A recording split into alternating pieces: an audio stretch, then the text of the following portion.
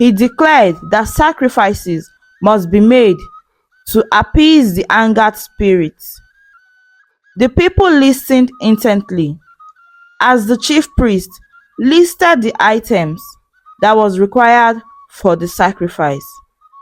He listed 21 female goats, 21 hens, 21 alligator peppers, 21 baskets of yams, 21 gallons of palm oils, 21 bottles of schnapps, and 21 kola nuts.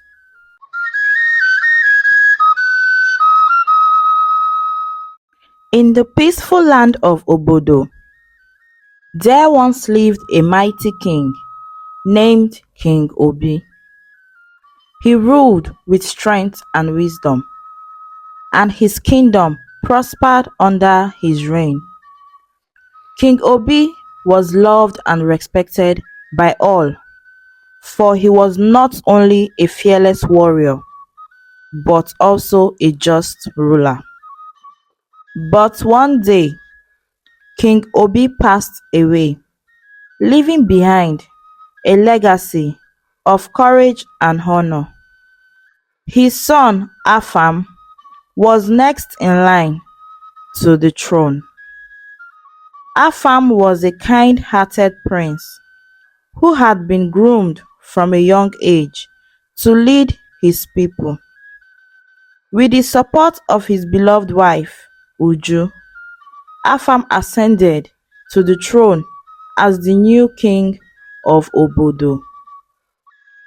As the kingdom rejoiced in their new ruler, King Afam vowed to uphold the values of justice and fairness that his father had instilled in him.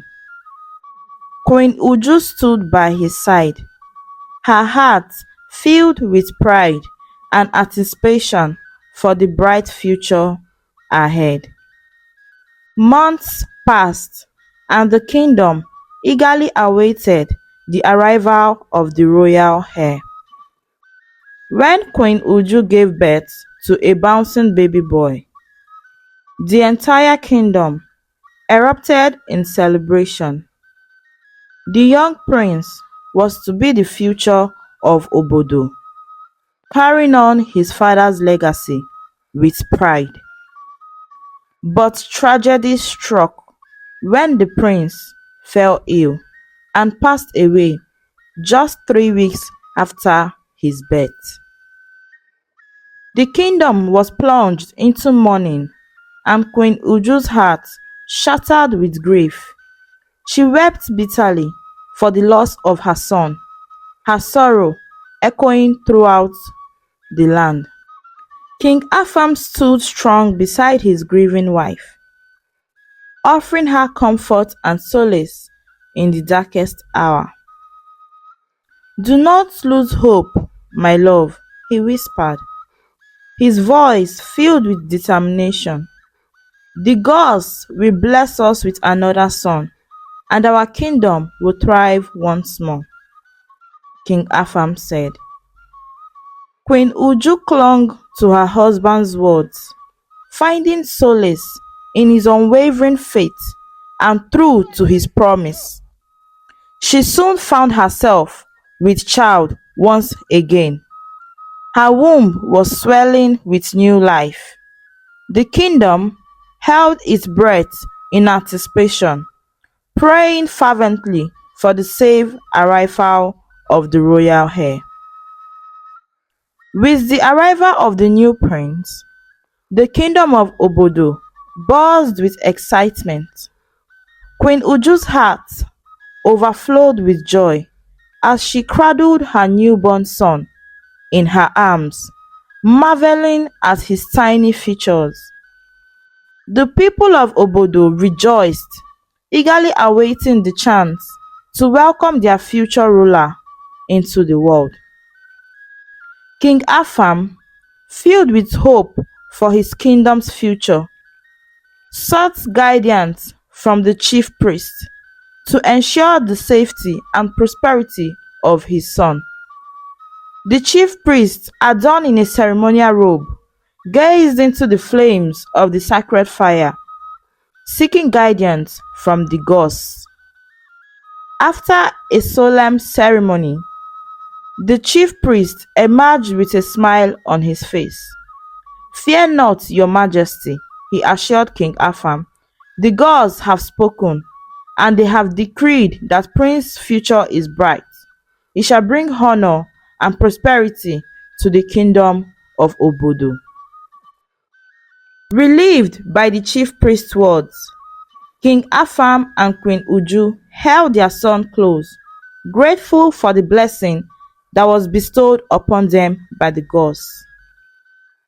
The kingdom continued to celebrate, filled with hope and anticipation for the days to come. But their joy was short-lived, for tragedy soon struck the village of Obodo once again. This time, it was not within the walls of the royal palace, but out in the farms and the forest that sustained the kingdom. Reports flooded in from the farmers, their faces etched with sorrow as they recounted the devastation that had befallen their crops. Farms that were once lush and bountiful now lay barren and lifeless, their once promising harvest reduced to dust. King Afam listened with a heavy heart as the farmers described their struggles, their livelihoods threatened by an unseen force. The villagers gathered at the palace, their voice raised in anguish as they pleaded for their king's help. Days turned into weeks, and the situation grew dearer with each passing moment. Not only were the crops failing, but the animals of the forest were also falling victims to the mysterious blight. Hunters returned empty-handed, their once thriving hunting grounds now devoid of life. Desperate for answers, King Afam returned to the chief prince again, seeking guidance in this time of crisis. But to his dismay, the chief priest could only offer solace in his encouragement, for he said that the gods remained silent in the face of this calamity. The villagers looked to their king with hope, praying for a solution to their woes. But as the days dragged on and the situation grew worse, fear and uncertainty gripped the hearts of the people of Obodo. As the days passed, the once vibrant streams of Obodo began to run dry, adding to the kingdom's woes.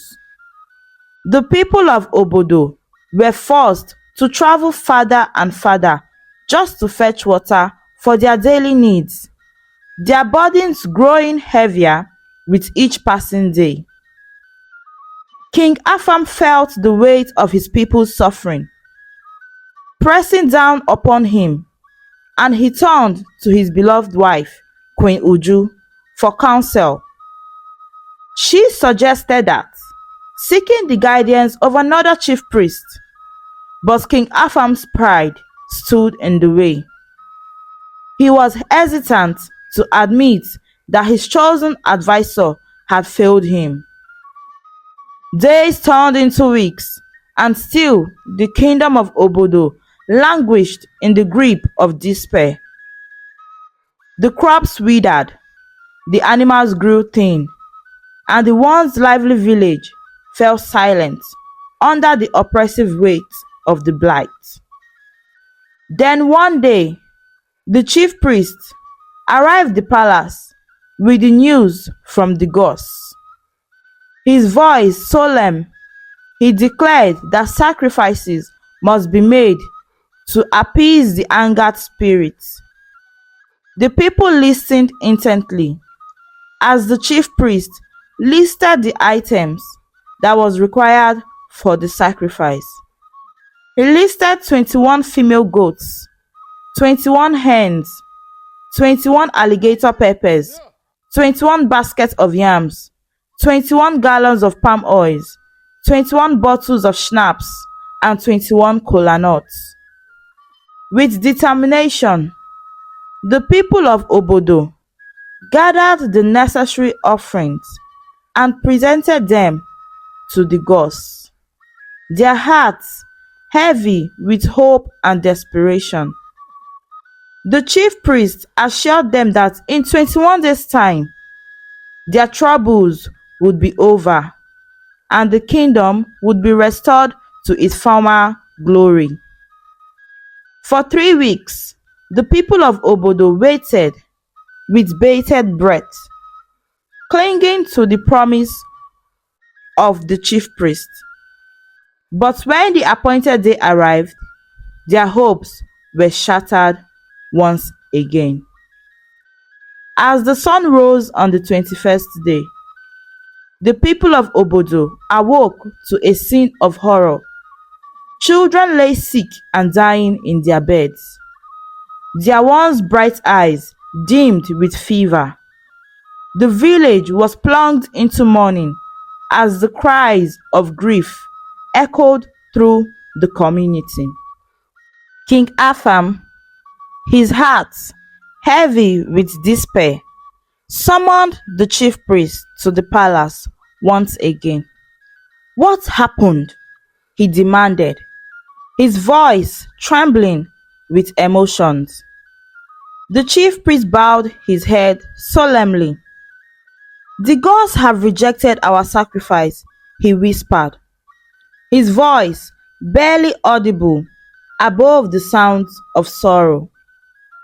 "We have angered them, and now we have unleashed their wrath upon us."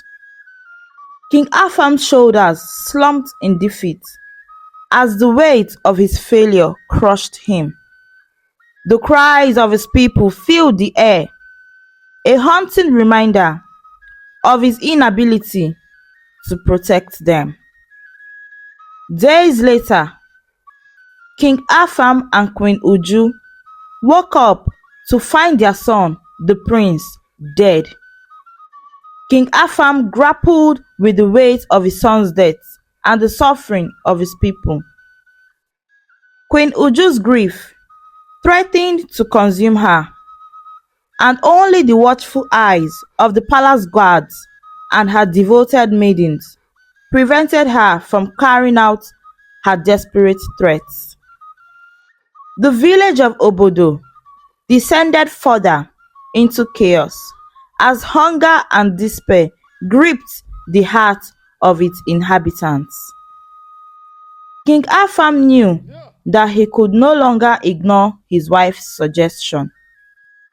With a heavy heart, he sent word to the chief priest of Obanka Kingdom, hoping that he alone can provide answers they solely desperately sought. When the chief priest of Obanka arrived at the palace, his presence brought a glimmer of hope to the weary hearts of King Afam and Queen Uju.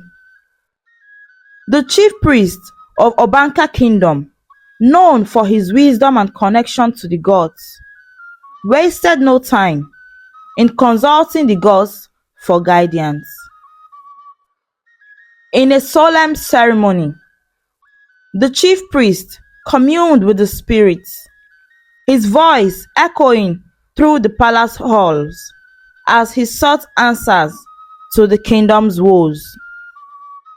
And then, in a voice filled with authority, he revealed a long-buried secret that had haunted the kingdom for years. During the reign of King Obi, Afam's father, a forbidden event had occurred that had unleashed a curse upon the kingdom of Obodo. The chief priest recounted the tale of King Obi's transgressions, of how he had forced himself upon an orphan maiden in the moment of reckless desire, after he was just crowned the winner of a battle. The maiden, bearing the child of King Obi, had placed a curse upon the kingdom before her death, invoking the wrath of the gods upon the kingdom of Obodo. So the suffering that had befallen the kingdom was not merely a coincidence, but the consequence of a grave injustice committed by its former king. The palace was thrown into turmoil as the truth of their ancestors' action came into light. King Afam's heart burned with shame and sorrow as he realized the extent of the pain his family's action had caused. Amidst the chaos, there was a glimmer of hope. The chief priest spoke of the rituals and offerings that could appease the angered gods, of a path to forgiveness and healing for the kingdom of Obodo.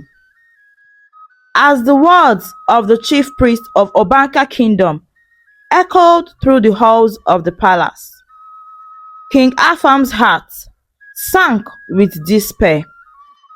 How could he be asked to relinquish his throne for the sins of his father, King Obi? It seemed unjust, unfathomable, yet the chief priest of Obanka kingdom decree left him no choice but to comply, just to save the people of Obodo kingdom. With heavy hearts, King Afam and Queen Uju made the agonizing decision to step down from their positions of power. The people of Obodo watched in stunned silence as their beloved king and queen surrounded their crowns, their faces etched with sorrow and shame.